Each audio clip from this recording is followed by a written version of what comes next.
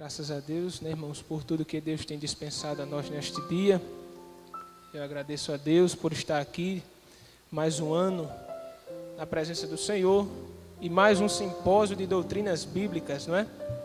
Que nós estamos passando junto com os irmãos. Graças a Deus, eu agradeço primeiramente a Deus, segundo o nosso pastor, pela oportunidade que nos dá nesta manhã de estarmos aqui para estudarmos um pouco da palavra de Deus, não é?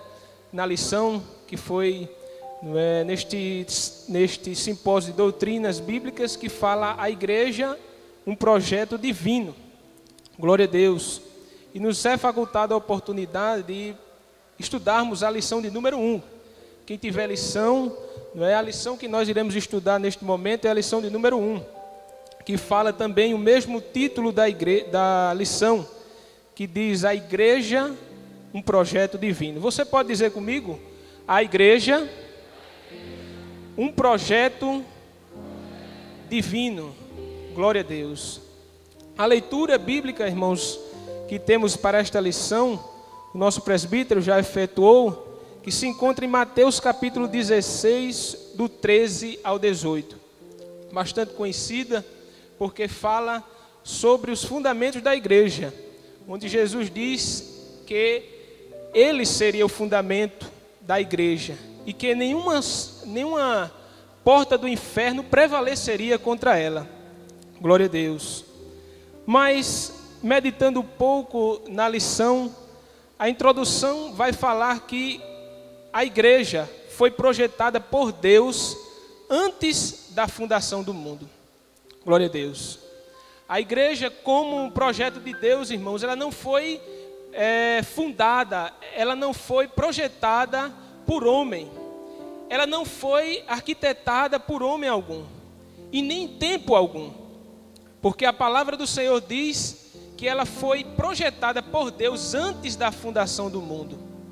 Isso inclui, irmãos, que antes de Deus dizer haja luz, Deus disse haja igreja, porque antes da criação do mundo, Deus já havia projetado a igreja. Glória a Deus. E a igreja foi projetada e ela é resultado da vontade do grande artífice e arquiteto de todas as coisas. Glória a Deus. E hoje fazemos parte deste projeto de Deus. Amém? O projeto de Deus incluía a igreja e a igreja incluía a mim e a você. Se hoje eu e você estamos aqui adorando o nome do Senhor, porque este projeto, ele deu certo, e vai continuar dando certo, porque veio do coração de Deus para mim e para você. Glória a Deus. Se hoje a gente tem a liberdade de estar aqui num templo, adorando o nome do Senhor, exaltando o nome dEle, não é? Sentindo a presença dEle, é porque o projeto que Deus tinha com a igreja, ele está dando certo. Aleluia. E as portas do inferno, como Jesus disse, ela não vai prevalecer. Tentaram, não é, de todas as formas, acabar com a igreja, perseguiram, não é, mataram alguns servos de Deus, mas como a igreja é de Deus, aleluia, glória a Deus, a palavra do Senhor diz que agindo Deus ninguém impede. E pode o homem tentar impedir, mas Deus, ele vai continuar dizendo avance, avance, avance, porque Ele está na frente, irmãos. E quando Ele está na frente, o negócio dá certo. Amém? Glória a Deus. E como aqui diz também na lição, como temos falado, a igreja não é uma invenção humana. Ele nasceu do coração de Deus, desde a eternidade, e foi projetada para revelar a sabedoria divina e seu eterno propósito para o homem. Glória a Deus. A igreja, ela veio para revelar, para mostrar a sabedoria divina e o seu eterno propósito com o homem, irmãos. Glória a Deus. Eu fico meditando, né, na palavra do Senhor e vejo que a igreja, ela tem um papel fundamental no mundo. Porque veja, o mundo a cada dia mais ele se afasta dos princípios que Deus ele criou para o bem-estar da sociedade ou do universo. Mas a igreja, ela está firme nos projetos do Senhor. Enquanto o mundo ele se distancia, a igreja busca a face do Senhor. Então a igreja é a coluna deste mundo. É a igreja que sustenta este mundo. Porque se a igreja, quando a igreja ela sair daqui, o caos ele vai tomar conta de tudo. Porque tudo está aqui dessa forma, tranquilo, não é? Ainda podemos dizer, porque a igreja está aqui. Mas quando a igreja for arrebatada, glória a Deus, o caos irá tomar conta do mundo, porque as trevas, aleluia, glória a Deus, irá dominar. As trevas só não dominam o mundo hoje porque a igreja, como a palavra do Senhor diz, é a luz do mundo. E por ela ser a luz do mundo, a trevas não toma conta. Porque é uma luz, a palavra do Senhor diz, não é? Ele diz, vós sois a luz do mundo. E eu acho interessante, irmãos, porque ele diz, você não é uma luz. Você não é uma das luzes. Ele diz, vós sois a luz do mundo. Porque só tem uma luz, que é Ele, Jesus Cristo. Glória a Deus. E é por Ele que nós refletimos esta luz. Glória a Deus. Só há uma luz, que é Ele. Então, quando a igreja de Jesus ela sair, a luz ela vai também. E as trevas vai dominar. Glória a Deus. Que possamos, não é, estar preparados para a vinda do Senhor. Glória a Deus. Mas aqui diz, neste projeto divino, o Senhor decidiu a forma da comunhão para aqueles que seriam salvos pelo sacrifício de Jesus Cristo. A formação de um corpo espiritual. Glória a Deus. Veja a expressão que o autor da lição ele utiliza, o corpo espiritual. Quando se fala-se de corpo, fala-se de algo material, não é? Físico, algo, não é, podemos dizer assim, vivo. E a igreja, ela não é só apenas uma organização física, mas ela é uma organização, um organismo vivo. Porque é feito de pessoas que adoram um Deus vivo, pessoas vivas que oferecem um sacrifício vivo a Deus. Então elas acabam se tornando um organismo vivo no meio da sociedade. E aqui diz, ele projetou a sua igreja, que esteve oculta em mistério, através dos séculos. Eu queria que alguns dos irmãos lessem uma passagem aqui que o comentarista da lição ele cita em Efésios capítulo 3, o versículo 2 ao versículo 6.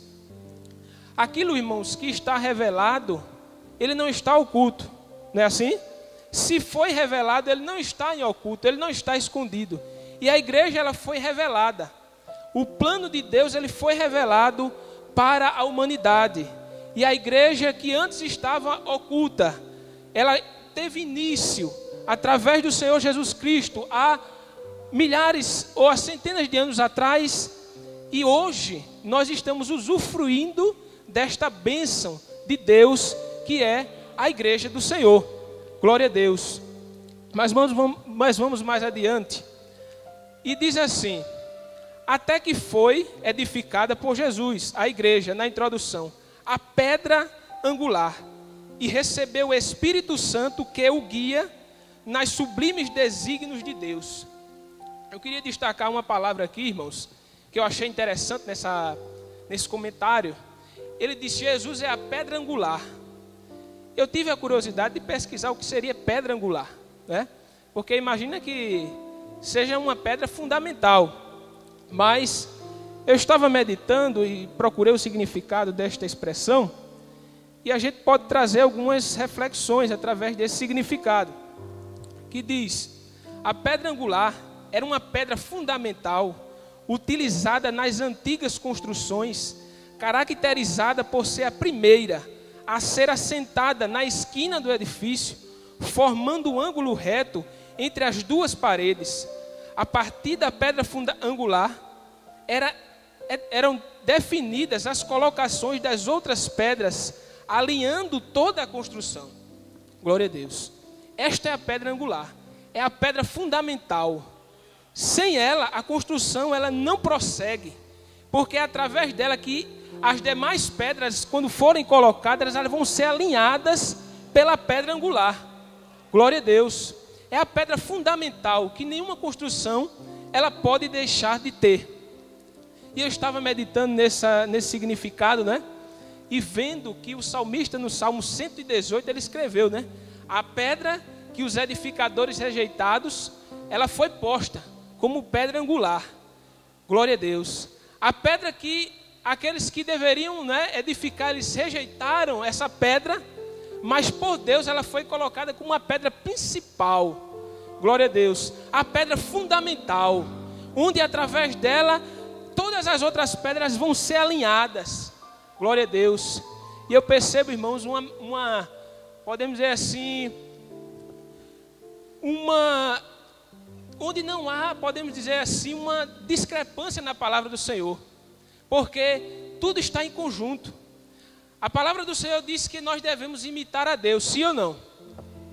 Então, se nós estivermos imitando a Jesus, né, imitando os seus atos, imitando a sua palavra, meditando na sua palavra, sendo fiel a Ele, nós estamos sendo, né, colocados como pedras, alinhadas, glória a Deus, no fundamento que é Cristo, alinhados com a pedra fundamental que é Cristo. E a gente sabe, né, que uma construção, para ser bem feita, ela precisa estar alinhada, porque senão pode ocorrer dela desabar. Então é necessário que esta construção, a palavra do Senhor diz que não é posta nenhum outro fundamento, nenhum outro alinhamento a não ser Jesus Cristo. Jesus é a pedra fundamental. Sem Ele, glória a Deus, as demais coisas elas não podem ser feitas. Mas vamos mais adiante. E diz assim, para finalizarmos a introdução: nesta série de lições estaremos abordando sob a ótica bíblica alguns aspectos relevantes da promessa feita por Jesus. Eu edificarei a minha igreja.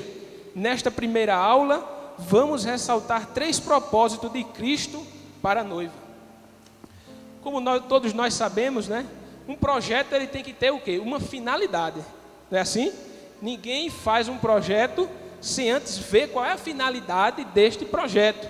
Qual é o propósito deste projeto? Então, nesta manhã, a gente vai estudar 3 destes propósitos, ou 3 destas finalidades. Porque Deus, Ele criou ou projetou a igreja. Teve uma finalidade, ou teve algumas finalidades. E vamos estudar nesta manhã algumas desta finalidade que Deus, Ele projetou a igreja. Primeiro, no tópico primeiro, diz assim: a igreja foi projetada para a santificação. Glória a Deus. A igreja ela foi projetada para a santificação. E a santificação é importantíssima, né? Como aqui vem falado, porque ela foi projetada para isso. Mas o que é ser santo? O que é ser santificado? É uma pessoa que não tem mais pecado, ou ela tem um propósito, né, com alguém? Na opinião dos irmãos, creio que, né, todos devem conhecer que ser santo não é a pessoa estar livre do pecado, mas estar separado para uma finalidade, para uma utilidade. E é isto que a igreja do Senhor Jesus ela é nesta terra. Glória a Deus. A própria definição da palavra igreja no Novo Testamento, do grego eclesia, a palavra do Senhor, né, no Novo Testamento ela foi escrita em grego, por isso que a palavra original ela vem do grego. Era um grego que os estudiosos chamavam, eram gregos denominado de grego koiné, que era um grego popular da época, era um grego com a linguagem simples, até porque o evangelho ele abrangia as demais classes, a todas as classes sociais. Então não era possível, ou não era, podemos dizer, proveitoso ele ser escrito numa linguagem de difícil compreensão. Então o grego utilizado pelo Novo Testamento era este grego koiné. E aqui a palavra do Senhor, a lição vai trazer, essa palavra é formada por 2 termos, eclesias, e significa para fora, e clesis, chamada. Assim podemos afirmar que a igreja de Jesus é formada daqueles que foram chamados para fora. Glória a Deus. chamados para fora, irmãos. Agora, chamados para fora de quê? Quem pode dizer? De quem? Do mundo? Amém? É do mundo mesmo? Glória a Deus, é do mundo. A igreja, ela é chamada para fora do mundo. Para fora, podemos dizer assim, dos costumes do mundo. Das práticas, né? Nosso pastor está aqui nos falando. E eu acho interessante que a palavra chamado, ela tem a prefixo chamado chama. Porque é isso que é chamado para fora. Há dentro de nós uma chama que nos leva ou nos induz a separar-se do pecado. Há uma chama que há dentro de nós que arde para nós fazermos a vontade de Deus, para nós nos separarmos, para que nós sejamos luz para este mundo em trevas. Amém? E estava aqui, né? Tem um autor aqui, segundo o pastor Eurico Bergsen, diz: o mais importante da estrutura da igreja e lhe dá razão de ser, de existir, que ela seja realmente constituída de um povo que, de acordo com as palavras de Jesus, tenha sido tirado do mundo. Glória a Deus. Certa vez eu passei por uma experiência, irmãos, hoje eu fico meditando, né, nessa experiência. Eu era novo convertido, eu acredito que tinha pouco mais de 1 mês ou 2 meses de crente, e era jovem, né, adolescente, e nessa época eu fazia cursinho, para passar em alguns concursos na época, e me lembro que eu tinha poucos dias de crente, e estava na sala de aula, e os irmãos sabem, né, que na sala de aula tem muitas brincadeiras, né, muitas que às vezes não convém o crente participar.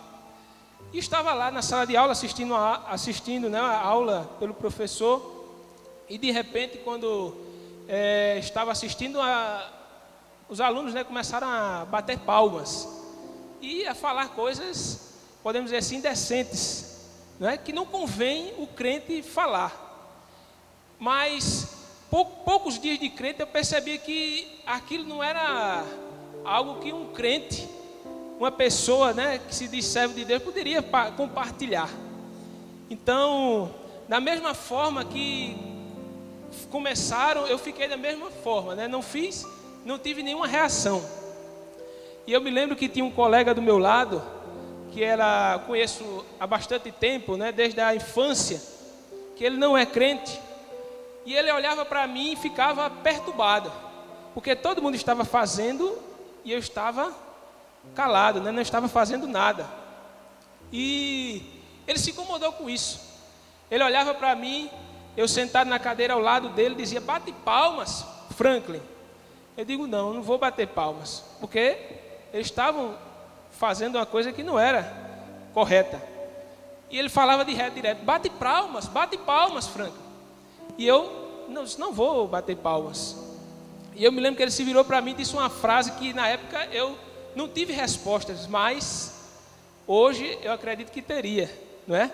Ele olhou para mim e disse: bate palmas, Frank, tu não é deste mundo não, todo mundo está fazendo, tu não és daqui não. Glória a Deus. Mas se eu fosse hoje eu dizia: realmente eu não sou daqui. Glória a Deus. Minha pátria, ela não é aqui, eu estou aqui de passagem, não é? Meu costume não é esse. Glória a Deus. Eu não sou daqui. Aleluia, glória a Deus. E é por isso que a lição ele diz: chamados para fora dos costumes, para fora das práticas do mundo, porque não convém, não há mistura entre as práticas do mundo e o reino de Deus. Vamos mais adiante. O termo igreja na Bíblia, a Bíblia fala, né, é utilizado 115 vezes no Novo Testamento, como três significados diferentes, porém sempre mostrando algo ou alguém convocado para fora. Glória a Deus. Aparece esse termo na Bíblia, né, Eclesia, 115 vezes, mas nenhuma tem outro significado. É o mesmo significado: chamados para fora, chamados para uma outra vida, para uma nova vida, irmãos. Glória a Deus. Porque a igreja do Senhor Jesus, ele deve fazer diferença na terra. Se nós, como servo de Deus, não fazer as coisas do mundo, não há diferença. E a palavra do Senhor diz que as trevas, ela não tem comunhão com a luz. Ela não tem, podemos dizer assim, similaridade. É uma coisa oposta à outra. Então, a palavra do Senhor diz-nos para que nós para que nós possamos ser separados das coisas do mundo. Amém? Aqui, para nós finalizarmos este subtópico da lição, ele diz: é usado 110 vezes para designar a igreja do Senhor Jesus e revelar a finalidade dessa, chamada para fora, que sejamos um povo separado para Deus. Amém? Para nós não ficar somente nessas palavras, gostaria de ler um texto lá em 2 Coríntios, capítulo 6, e o versículo 14. Veja aqui, 2 Coríntios, capítulo 6, versículo 14.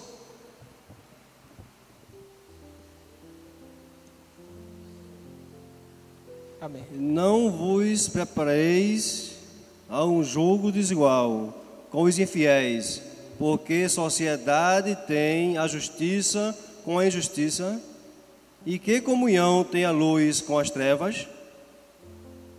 Glória a Deus. Até o versículo 18, irmão Beto. E que condenará a entre Cristo e Belial? Ou que parte tem o fiel com o infiel? E o que conserva tem o templo de Deus com os ídolos? Porque vós sois o templo de Deus, vivente com Deus. Disse: neles habitai, e entre eles andarei, e eu serei o seu Deus, e eles serão o meu povo. Pelo que saí do meio deles, e apartai-vos deles, diz o Senhor, e não toqueis nada imundo, e eu vos receberei. E eu serei para vós pai, e vós sereis para mim filhos e filhas, diz o Senhor Todo-Poderoso. Amém. Glória a Deus. É forte, né, irmãos, essas palavras do apóstolo, que ele fala, né, que concórdia, qual a concordância, qual a similaridade há entre a luz e as trevas, entre Cristo e Belial. Glória a Deus. Então, só há um lado para estarmos, né, que é o lado de Deus, separados para Deus. Glória a Deus. E vamos mais adiante, não é, porque o tempo é corrido. E diz: a santificação é uma marca da igreja. Repita comigo: a santificação é uma marca da igreja. Glória a Deus. Se há algo que identifica, irmãos, uma pessoa da igreja, uma pessoa que faz parte da igreja de Cristo, é a santidade. Glória a Deus. É uma pessoa separada. A palavra do Senhor diz, né, no livro de Atos dos Apóstolos, eu não me lembro exatamente o capítulo, mas que fala sobre, pela primeira vez, que os servos de Deus, eles foram chamados de cristãos, não é? Eles foram chamados pela primeira vez, a palavra do Senhor relata, cristãos. E foi numa cidade por nome de Antioquia. E eu fico meditando nessa passagem e fico, né, se os irmãos souberem, mas me veio à mente essa passagem. Atos 7:31. O nosso presbítero está. Então veja.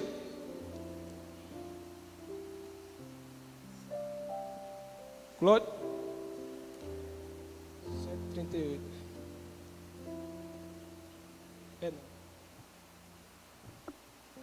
Mas é uma palavra que me chama a atenção pelo seguinte fato, de que as pessoas começaram a observar aqueles crentes que habitavam naquela região, que não era a região de Israel, era uma região fora de Israel, e eles começaram a identificar uma certa similaridade daqueles homens com um certo homem que havia habitado em Israel. Quem sabe o nome dele? Jesus Cristo? Sim ou não? Para ser cristão, né? Eles pareciam muito com Jesus Cristo. E as pessoas começaram a identificar nele. Estas pessoas, eles parecem com um certo homem, né, chamado Jesus de Nazaré, que habitava, né, em Israel.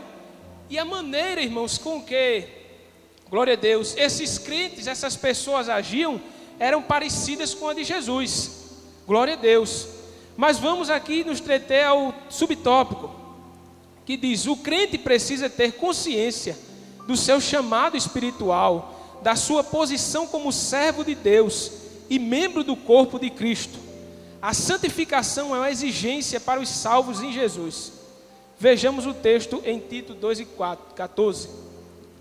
Mas o que queria destacar neste subtópico era que, onde o autor diz da lição, a santificação é uma exigência para os salvos em Jesus. Irmãos, na palavra do Senhor, né, a gente vê que muitas coisas, né, o Senhor, Ele usa de misericórdia. O pecado tem perdão, né? A misericórdia do Senhor, nós temos um advogado fiel.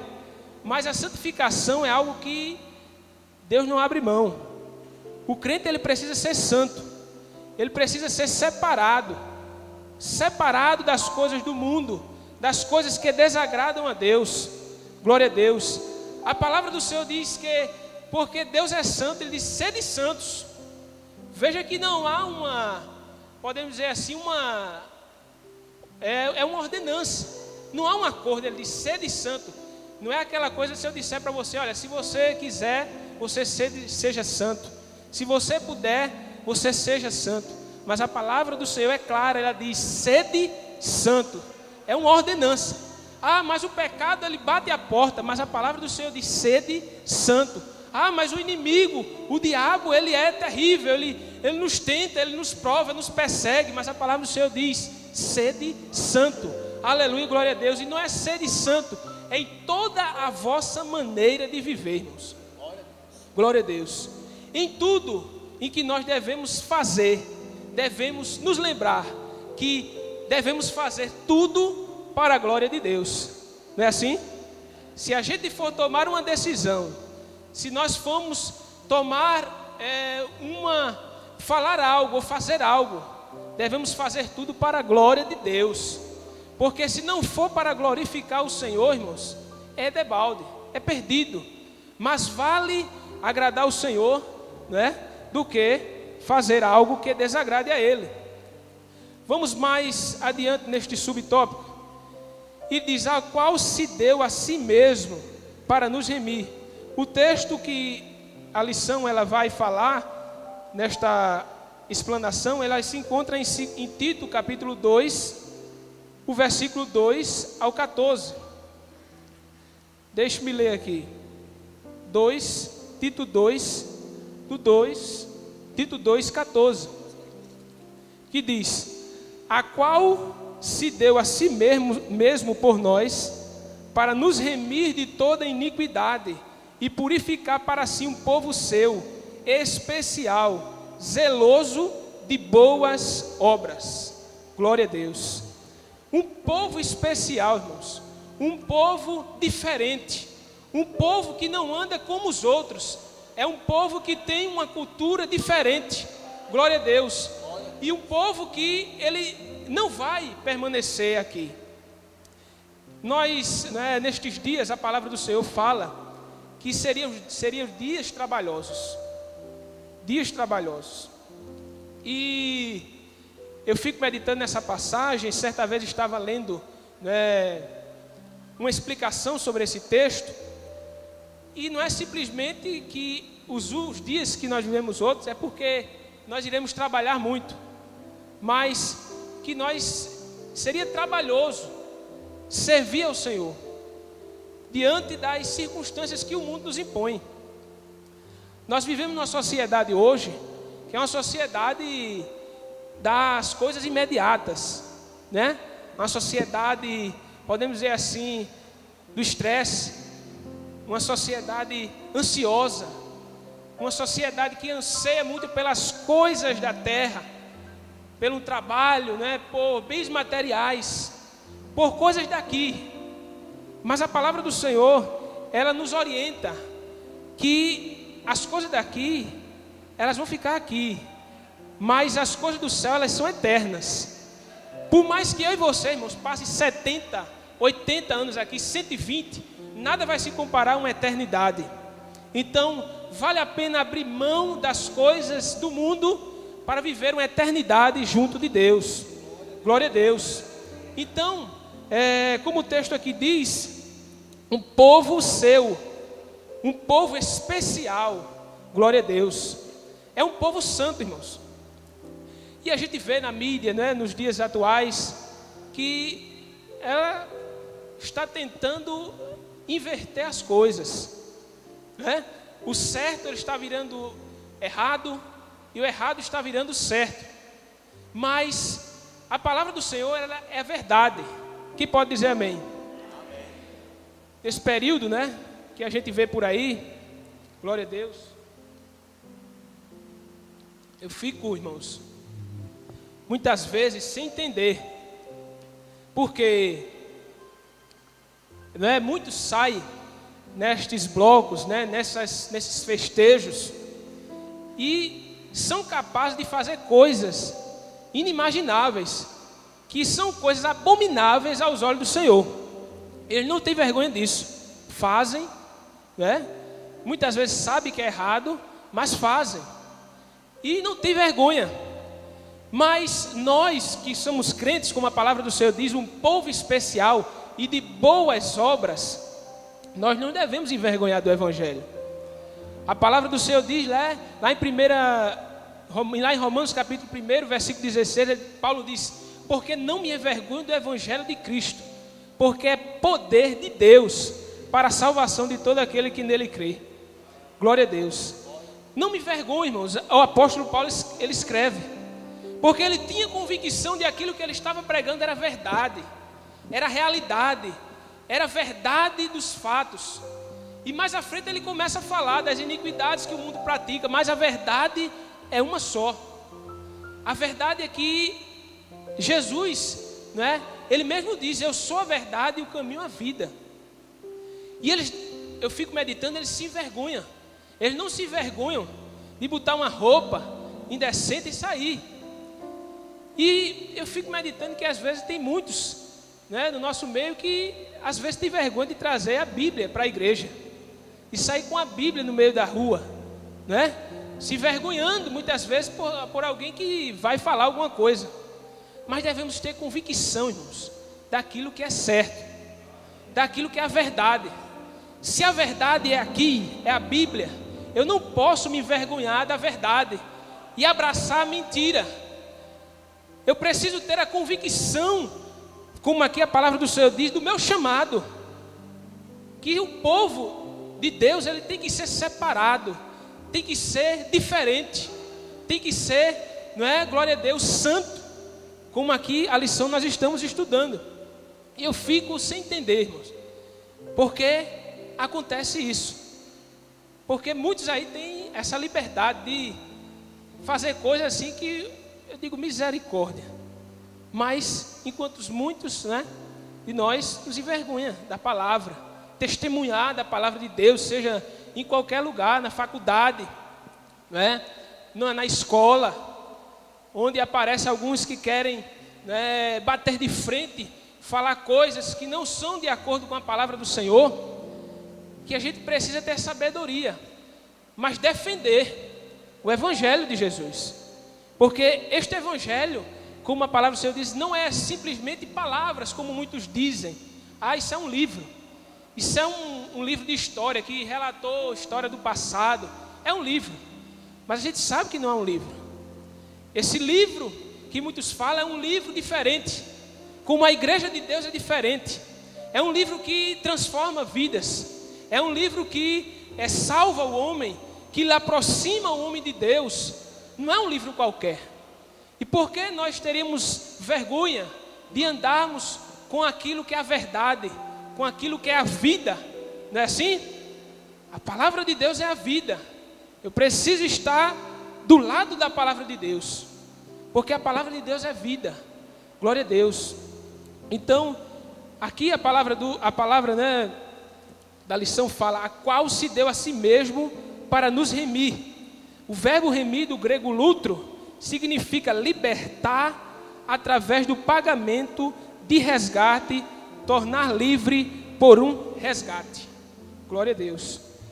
Aí ele vai mais e diz: portanto, Jesus nos deu a liberdade para viver uma vida santa quando nos libertou das garras do pecado. Glória a Deus. A lição, né, ela fala muito bem aqui deste texto, e ele diz que o verbo, né, a palavra do Senhor diz: a qual se deu a si mesmo para nos remir. E o verbo remir significa libertar através de pagamento de resgate. Aí você pode me dizer, né? Estávamos presos, estávamos dominados. Em certa parte sim, porque o pecado, a palavra do Senhor diz que ele escraviza o homem, ele domina o homem. E eu fico, irmãos, assim, meditando na palavra do Senhor, quando lá no livro do Gênesis, se os irmãos quiserem acompanhar a Bíblia, na Bíblia, né? No capítulo 1, veja aí.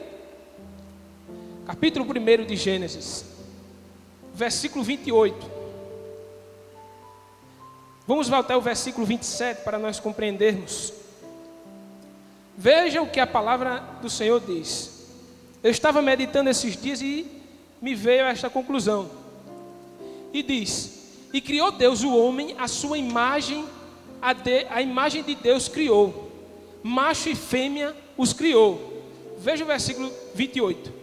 E disse, e Deus o abençoou, e Deus lhe disse: frutificai e multiplicai-vos, e enchei-vos, e enchei a terra, e sujeitai-a, e dominai sobre os peixes do mar, e sobre as aves do céu, e sobre todo animal que se move sobre a terra. Glória a Deus. A ordem de Deus é clara. O homem, ele foi feito para dominar sobre todas as coisas. Deus diz: e a sujeitai-a. Ou seja, as coisas que Deus criou estavam sujeitas ao homem, estavam no domínio do homem, no princípio da criação. Mas a gente vai ver que quando o homem peca no capítulo 3, esse domínio parece que ele ficou meio comprometido, porque a palavra do Senhor diz que entra o pecado no mundo, e o pecado passa a ter domínio sobre o homem, e o homem agora passa a estar escravizado, como lá Paulo escreveu em Romanos, dominado pelo pecado, e sem conseguir sair dele. Porque como sair de uma coisa que é sobrenatural? Ninguém poderia sair do pecado se não tivesse alguém que não tivesse pecado. Mas a palavra do Senhor diz que todos pecaram e destituídos estão da glória de Deus. Então, não haveria solução. Não tinha como o homem se aproximar de Deus. Todos estavam na mesma condenação, no mesmo caminho. Mas a palavra do Senhor, Ele veio dizendo nesta manhã para mim e para você, que Jesus, Ele se deu a si mesmo para nos remir, glória a Deus, para nos libertar deste domínio opressor do pecado, das trevas, glória a Deus. Ele veio para nos salvar, para nos dar liberdade das garras do pecado, como aqui a lição vem trazendo. E mais, ele diz, e veio para purificar, do grego tornar limpo, consagrar, glória a Deus. Deus, ele veio para isso, para trazer a igreja, para que a igreja fosse um povo seu, um povo puro, não é? Um povo santificado, como aqui diz, e também zeloso de boas obras. Ele diz aqui, ser zeloso é desejar algo, defender e sustentar e lutar por algo. Glória a Deus. A palavra do Senhor, né, nos diz, o apóstolo Paulo falando nas suas palavras, que nós vivemos uma batalha, sim ou não, irmãos? Vivemos uma batalha, e a batalha não é fácil, a batalha é difícil, ela requer podemos dizer assim, uma disciplina para que nós possamos vencer essa batalha. O Evangelho de Jesus, Jesus nunca falou no Evangelho que a caminhada seria fácil. Eu fico meditando em Marcos 8:34, quando alguém chega para Jesus, e eu acredito empolgado, né, porque vendo os milagres de Jesus, dizendo: eu vou seguir esse homem. Jesus, eu quero te seguir. Aí Jesus disse: aquele que quiser vir após mim, negue-se a si mesmo, tome a sua cruz e siga-me. Glória a Deus. O que Jesus está dizendo? Olha, não vai ser fácil. É bom vir, mas para permanecer tem que renunciar, tem que levar a cruz, tem que abrir mão de muitas coisas, não é verdade? E este é o Evangelho de Jesus. E é um combate, é uma luta. O apóstolo Paulo, no capítulo 6 de Efésios, ele fala, né? Tomai sobre si toda a armadura de Deus. E quem utiliza a armadura, irmãos? Quem é que utiliza a armadura? Soldado, né? A irmã está falando aqui. Um guerreiro, alguém que vai para a batalha, alguém que está no campo de batalha, que está lutando, combatendo. E assim somos nós. Somos combatentes do Senhor, somos soldados do seu exército. E um exército, né, para que ele possa vencer uma batalha, ele precisa estar bem equipado e bem preparado. Não é assim? Porque o inimigo das nossas almas, irmãos, ele não brinca na guerra. Não é assim? O inimigo não brinca. Às vezes eu e você pode brincar, mas o inimigo, ele não brinca. Jamais. Ele leva a sério cada luta que a gente passa. Ele tenta de todas as formas. A palavra do Senhor diz que ele vive em nosso derredor. Ou seja, ele vive próximo, esperando uma brecha, algo que vá fazer com que ele venha a nos atacar, a nos derrubar, a fazer com que nós venhamos a cair na caminhada, ou perder a luta, a batalha. Mas nesta manhã, eu creio que através da palavra de Deus, né, muitos sairão deste simpósio de doutrinas bíblicas, não é, municiado, com a armadura de Deus, preparado, né, para a luta, para o combate, glória a Deus, para fazer a diferença neste mundo, que precisa, irmãos, de luz, que precisa de mim, de você. Na televisão aparecem muitos que se dizem astros, né? Astro do cinema, astro não sei, né, de quê, e aquela coisa toda. Mas esses astros, ele não brilha uma luz verdadeira. Ele não traz algo bom. Mas a palavra do Senhor diz que, lá em Filipenses, se não me falha a mente, que nós somos astros para o mundo. Glória a Deus. Você é mais importante, irmãos. Eu fico meditando, olhando para esses jovens. Geralmente eu falo na escola bíblica dominical. Eu digo, meus irmãos, você é mais importante do que qualquer jogador de futebol, qualquer artista desse que aparece na televisão inventando moda. Porque aquilo que você transmite, aquilo que você inspira, é algo eterno, é algo que vai durar a vida eterna, é algo que é luz, é algo que é vida, é algo que é verdade. E aquilo que o mundo faz, ele não traz isso que a palavra de Deus traz. Você é mais importante que qualquer um desses que está em evidência na mídia. Porque aquilo que ele traz, aquilo que ele incentiva a fazer, é contrário à vontade de Deus. E a palavra do Senhor diz lá em João, que aquele que faz a vontade de Deus, né? Aquele que faz a vontade do mundo, ele passa. Ele vai passar. Esses artistas, estes homens que aparecem em evidência na mídia, ele vai passar. Essa moda ele vai passar, né? Quantos aí começaram, né, em evidência e passaram? Mas eu e você não. Eu e você vai passar, não é o tempo que for, mas vai permanecer, vai durar, vai prosseguir. E essa durabilidade é para sempre. Quem pode dizer amém? Glória a Deus. Que possamos, irmãos, ser exemplos para este mundo caído. E como Jesus mesmo diz, né, vós sois a luz do mundo. é luz. E certa vez ele citou uma parábola, né, que ninguém acende uma luz e esconde. Para quê? Qual a finalidade de eu acender uma luz nas trevas e esconder? Ela tem que ficar em evidência. Ela tem que ficar em cima para iluminar, para que todos vejam, né? Para que todos sejam iluminados por esta luz. E eu e você somos esta luz. Luz como, irmãos? Muitas vezes aí, olha, no mundo, tem pessoas que vivem uma vida obscura, né? Nas trevas, sem solução, pensando que não tem mais jeito para a sua vida, pensando até que a solução é a própria morte. Mas você, que é luz do mundo, glória a Deus, tem que transmitir isto para aqueles que estão lá de fora, para que eles vejam você e dizem assim: rapaz, eu quero ser como ele, eu quero ser como ela. Olha aí, ó, a esperança, nunca vi ele abatido, tudo que acontece na vida dele, ele está, graças a Deus, mesmo que a situação esteja apertando, ele está lá, graças a Deus, glória a Deus, aleluia. E ele diz: de onde vem essa felicidade? Eu não entendo. Aleluia, glória a Deus. Eu não entendo. A família está destruída, o lar está, né, os filhos nas drogas, e por que ela está rindo? Por que ela está sorrindo? Sabe o que é isso, irmãos? É a luz dentro de nós, porque a gente enxerga a luz. Quando no mundo estava, irmãos, eu só enxergava trevas, mas hoje eu enxergo a luz. Glória a Deus.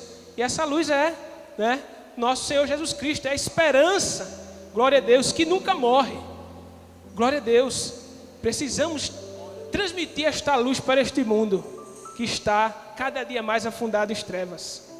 Mas vamos mais adiante, que nosso pastor nos deu 1 hora. Glória a Deus. Tópico 2 da lição. Diz: a igreja, a finalidade da igreja, ela foi projetada para revelar o reino de Deus. Glória a Deus. Ela foi projetada, irmãos, a finalidade dela era mostrar o reino de Deus. Uma das finalidades, como temos visto aqui, do propósito de Deus. Mostrar aos homens o reino dos céus, que não há simplesmente um reino aqui na terra, não há simplesmente uma vida só aqui, mas que ela vai continuar, que ela vai prosseguir, que estamos aqui de passagem, que nós não somos daqui, mas somos de um reino. Glória a Deus, que este reino é celeste. Aleluia, glória a Deus. Eu fico meditando nos discípulos na época em que Jesus passou, né? Jesus estava na terra, e os discípulos, eles começaram andando com Jesus e vendo Jesus fazendo milagres, né, multiplicando pães e peixes. Estava uma maravilha, né, acalmando o vento, acalmando o mar, tempestades, estava uma bênção. E certa vez até em João capítulo 5 fala que queriam fazer de Jesus rei. Por conta disso, por conta desses milagres que Jesus fazia, olharam para Jesus e acredito que disseram aqui: está aqui um bom rei para a gente, um bom administrador, mas só que Jesus não é um rei, não é? Deste reino aqui. Glória a Deus. O reino de Deus, ou o reino de Jesus, era um reino celeste. Era um reino que ele não estava aqui. E os discípulos, eu creio que quando Jesus começou a ser crucificado, a sofrer, eu creio que eles começaram a questionar, dizer: se Jesus é rei, por que ele está passando por esse sofrimento? Por que ele está passando por isso? Glória a Deus. Mas nós temos um reino, mas não é um reino terrestre, é um reino dos céus. Amém, irmãos? Glória a Deus. E aqui diz: Jesus deseja que vivamos a realidade deste reino espiritual neste mundo, tão alheio a indiferentes aos assuntos divinos. Aqui diz: mas buscai primeiro o reino de Deus e a sua justiça, e todas estas coisas vos serão acrescentadas. Glória a Deus. Mas vale a pena, irmãos, buscar primeiramente o reino do que as coisas daqui. Porque quando a gente busca o reino, a gente busca coisas que não vão durar simplesmente aqui. Olha, se eu busco a presença de Deus, se eu busco, glória a Deus, a santificação, se eu busco os dons espirituais, se eu busco o batismo com o Espírito Santo, eu estou buscando coisas que não são daqui, mas que são do céu. Glória a Deus. São coisas que vão permanecer conosco para todo sempre. Que possamos nesta manhã meditar nesta palavra, priorizar o reino de Deus sobre as demais coisas, e todas as coisas vos serão acrescentadas, irmãos. Isto é uma promessa. É uma promessa. Glória a Deus. É uma promessa, porque se você for meditar no capítulo 6, ele vai falar da solicitude da vida. Quando o homem passa a se preocupar demais com as coisas daqui. Quando ele começa a pensar, o que é que vai acontecer amanhã? O que é que vai acontecer? E agora, se eu não arrumar um trabalho? Aquela preocupação, né? Se eu não fazer isso, eu vou trabalhar, eu vou fazer aquilo, porque senão vai faltar. E começa a agir com excessos, né? E deixa de priorizar o reino de Deus, e passa a priorizar as coisas daqui. Mas há uma promessa para mim e para você nesta manhã, que eu creio que cada um de nós desfrutou ou desfruta dessa promessa. Se eu e você, quando prioriza o reino de Deus, irmãos, Deus, Ele cuida do resto. Glória a Deus. Por mais que as pessoas olhem e digam, mas fulano só vive na igreja, ele sai no evangelismo, né, faz a obra de Deus, mas ele está priorizando o reino de Deus, irmão. E quando a gente tem compromisso com Deus, Deus tem compromisso com a gente. Glória a Deus. Se eu tenho compromisso com o reino de Deus, se eu priorizo o reino de Deus, irmão, as demais coisas vão ser acrescentadas. Glória a Deus. A bênção, ela vai chegar na minha e na tua mão. Se a gente faz a vontade de Deus, a bênção chega. A gente não precisa estar procurando. Deus, Ele vai abrindo as portas. Glória a Deus. Aleluia. Nós estamos frutos disso, irmãos. Quantas vezes a gente fica preocupado com onde é que vai ser, o que é que eu vou vestir, o que é que vai acontecer. Mas o salmista diz, olha, fui moço e agora sou velho, mas nunca vi um justo desamparado. Glória a Deus. Você não vê, irmãos? Deus cuida. Quando você está faltando alguma coisa, pode ser o mínimo que for, um copo d'água. Aí você chega para Deus, Deus, está faltando um copo d'água. Para alguns pode dizer assim, pode ser uma coisa pequenininha, mas Deus vai lá, olha, mínima coisa. Glória a Deus. Aleluia. Nas mínimas coisas, irmão, porque Deus cuida da gente nos mínimos detalhes. Nos mínimos detalhes, Ele cuida da gente. Está faltando qualquer coisa, pequena que for, para o homem pode ser nada, mas Deus chega.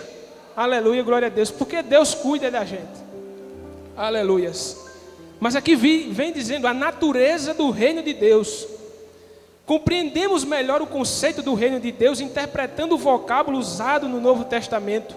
O termo reino é a tradução da palavra grega basileia, significando poder real, realeza, domínio, governo, direito ou autoridade para reger. Portanto, o reino de Deus é domínio de Jesus sobre a igreja, que Ele mesmo edificou. O seu poder para operar milagres e o anúncio do poderoso Evangelho, que liberta o homem do poder do pecado. Glória a Deus. O reino de Deus é isso. É poder. Aleluia. É domínio, é autoridade. O reino de Deus, ele tem, glória a Deus, as características, não é, de Deus, de Jesus. E Jesus está dominando sobre esse reino. Mas vamos mais adiante, porque a hora, não é, já está chegando. Mas diz, o reino de Deus é espiritual. Jesus ensinou que a essência atual do reino de Deus não é material, é econômica, bélica ou humana. Ele não é caracterizado pelo que se vê, porque o reino de Deus não vem com aparência exterior. Glória a Deus. Eu anotei aqui um versículo que se encontra em Colossenses capítulo 1, versículo 2. Veja aí na sua Bíblia, por favor. Colossenses capítulo 2, 3, versículo 1 e 2. Para a nossa meditação, que diz o seguinte. Eu vou ler para nós, né? Irmão, vai ler? 3, 1 e 2. Portanto, se já ressuscitaste com Cristo, buscai as coisas que são de cima, onde Cristo está assentado à destra de Deus. Pensai nas coisas que são de cima, e não nas que são da terra. Amém. Glória a Deus. O reino de Deus é isso. É espiritual. A gente não pode pegar, a gente não pode ver. Glória a Deus. E é de cima. E é isso que a palavra de Deus nos orienta. Pensar, viver pelas coisas que são de cima. Glória a Deus. Porque aqui, né, vai dizer... Portanto, ele não está fundamentado em um poder político terrestre. O reino de Deus está dentro de nós e consiste em justiça, paz e alegria no Espírito. Glória a Deus. E, irmãos, para concluir esse tópico, eu não sei, mas eu estava meditando em casa e vendo que as melhores coisas da vida, ou as principais coisas da vida que a gente deve valorizar, são coisas que a gente não vê, né? A gente não vê, a gente não pode pegar. São coisas eternas. Deus, né? O Espírito Santo, a palavra de Deus, né? Que ela permanece para sempre. Quando eu busco a Deus, eu busco ser cheio do Espírito Santo. Aleluia, glória a Deus. Eu busco ser cheio de uma coisa que eu não posso tocar, mas eu posso sentir. Glória a Deus. Quando eu busco o batismo com o Espírito Santo, os dons espirituais, eu busco coisas que são de cima, que eu não posso pegar ou tocar, mas que são valiosas, que são proveitosas, que vão durar. Glória a Deus. Por isso que o texto diz, olha, pensai nas coisas que são de cima. E há um texto na palavra do Senhor que diz que devemos buscar as coisas que são de cima. Porque as coisas que são daqui, elas são passageiras. Então, mais vale fundamentar nossas vidas por coisas que são espirituais, por coisas que são de Deus, que vão permanecer para sempre, do que fundamentar nossa vida em coisas terrestres, que vão permanecer, que vão ficar, que vão passar. Glória a Deus. Que possamos valorizar o reino espiritual, as coisas espirituais do reino de Jesus. E aqui no terceiro subtópico, para nós finalizarmos, o reino de Deus na igreja. O governo de Deus é uma realidade na vida da igreja e de cada um crente em particular. Aqui ele vem falando, né, a lição, ele diz: Jesus rege a vida da igreja. O pecado não prevalece sobre a igreja. A igreja vive pelo sobrenatural. A igreja está com Cristo na sua manifestação em glória, triunfando sobre os governantes e nações. Glória a Deus. Aquele que prioriza o reino de Deus, irmãos, ele vai ganhar coisas melhores no futuro. O galardão que Deus, ele tem preparado para cada um de nós, ele não há de se comparar e ele está reservado. Glória a Deus.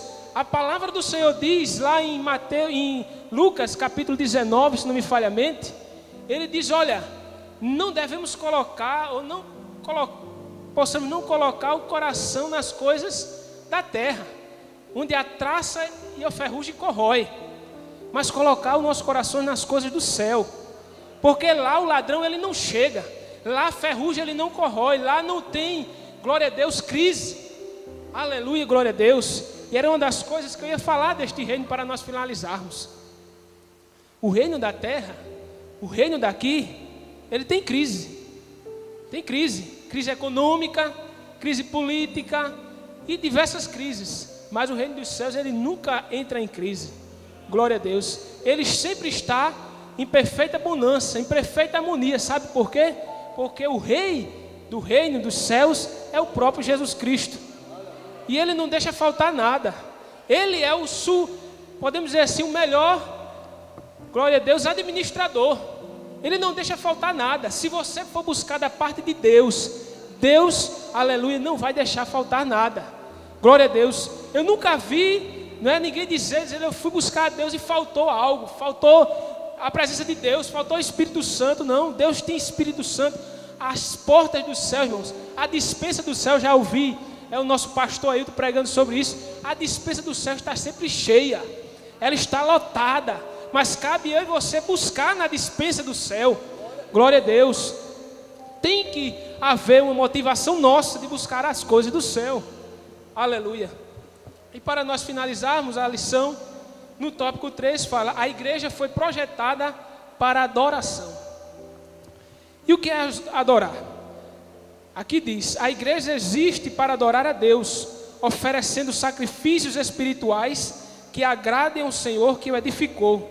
O sentido de adorar nas páginas da Bíblia Sagrada tem origem nos dois termos principais.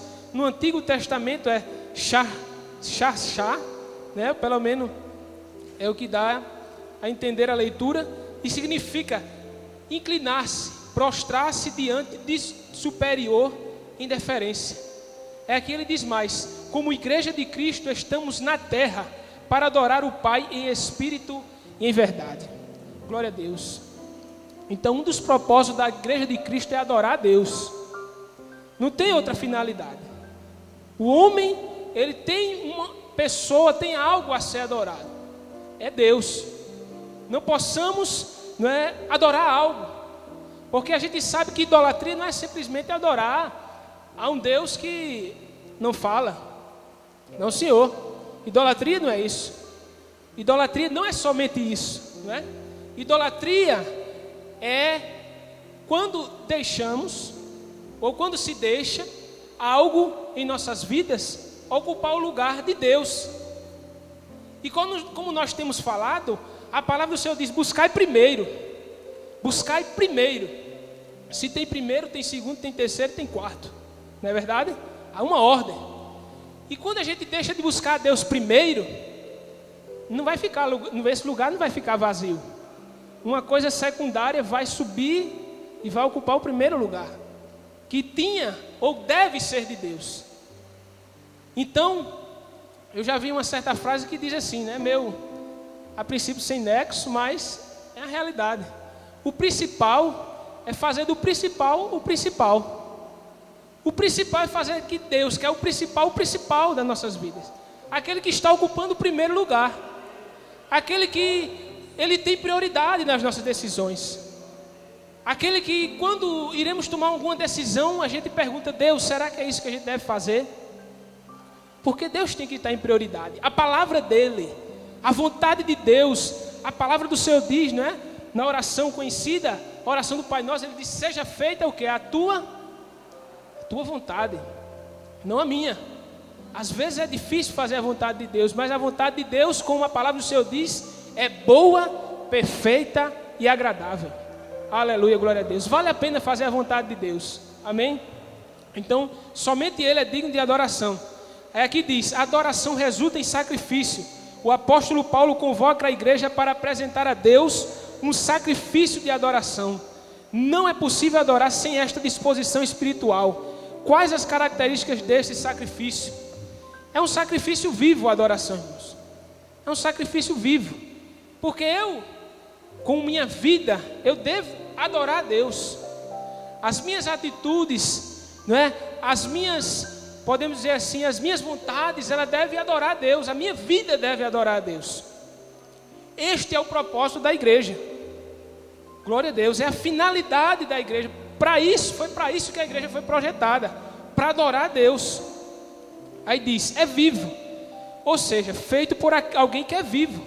Um sacrifício novo, forte, eficaz, real. A adoração da igreja não é apenas litúrgica, é um sacrifício verdadeiro de comunhão. Glória a Deus. É um sacrifício santo.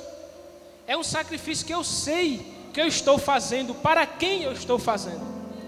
Eu estou levantando a minha mão para adorar, dou glória a Deus, mas eu sei em quem eu estou adorando. Eu sei o que Ele fez por mim. Como Paulo disse lá em Romanos capítulo 12, é um culto racional. Eu não estou fazendo algo que eu não estou entendendo. Eu estou fazendo algo racional, que eu estou racionalizando. Se eu dou glória a Deus, eu estou dando porque eu sei para quem eu estou dando. Para aquele que é digno de honra e glória. Aleluias. E diz: é um sacrifício santo. É santo. Por que santo? Porque Deus é santo. Glória a Deus. E o Espírito que a gente tem, que o Espírito de Deus é santo. E para que o Espírito de Deus venha habitar em nós, a gente tem que ser santo. Porque o Espírito é santo. Então o sacrifício é santo. Aleluias. e agradável. É agradável porque agrada. Glória a Deus. Agradável a Deus, agrada a Deus o sacrifício da adoração. Glória a Deus. Para nós finalizarmos, aqui diz: a adoração é um prazer para o crente. A igreja não adora a Deus como uma imposição divina. Adorar é uma experiência interior que produz gozo na alma. Quando o crente adora a Deus, ele exalta, ele elogia, magnifica, admira, venera, santifica, deseja, proclama, demonstra amor e absoluta reverência àquele que o destinou para a adoração. É inerente à vida do crente, quem crê, teme, ama e serve ao Senhor o desejo de adorá-lo. É inerente, irmãos. Glória a Deus. Esse é o desejo que Deus coloca em nós, de adorar Ele. Porque esse desejo, ele vem de Deus, como aqui diz. Nós não fazemos por imposição, por obrigação. A gente adora porque a gente, aleluia, sente gozo na alma. Glória a Deus. Porque a gente sente essa vontade que é maravilhosa de adorar esse Deus. E quando a gente anda com Ele é que a gente tem mais vontade ainda. Glória a Deus. Quando a gente anda muito com uma pessoa, a gente não pega muitas características daquelas pessoas, uma maneira de falar, uma maneira de se comportar. Quando a gente não anda, não é? Fica muito parecido. A pessoa até diz: você parece fulano, falando. E quando a gente anda com Jesus é assim também. Quando a gente fala muito com Jesus e anda com Ele, a gente começa a pegar o jeito de Jesus, né? A gente começa a agir como Jesus age. Porque Jesus é vivo, irmãos. Ele é vivo. Ele é o nosso amigo. Quando a gente começa a andar muito com Ele, aí a gente começa a pegar as características dele, os costumes dele, que é santidade, adoração, não é? Oração, aleluia, glória a Deus. E aqui diz, para nós finalizarmos: a adoração testifica a salvação. O homem debaixo do jugo e do poder do pecado não é capaz de oferecer uma verdadeira adoração. Mas uma vez remido, salvo por Jesus, ele deseja adorar o Senhor que o salvou. Aleluia, glória a Deus. Como é bom adorar o Senhor, né, irmãos? Motivos não faltam. Só a salvação que Deus nos deu, nós temos motivo de sobra para adorar o nome do Senhor. Amém? Que possamos meditar naquilo que nos foi falado nesta manhã. Que possamos sair daqui, deste simpósio de doutrina, mais crente, melhor na presença do Senhor. Amém? Que Deus possa continuar abençoando os irmãos.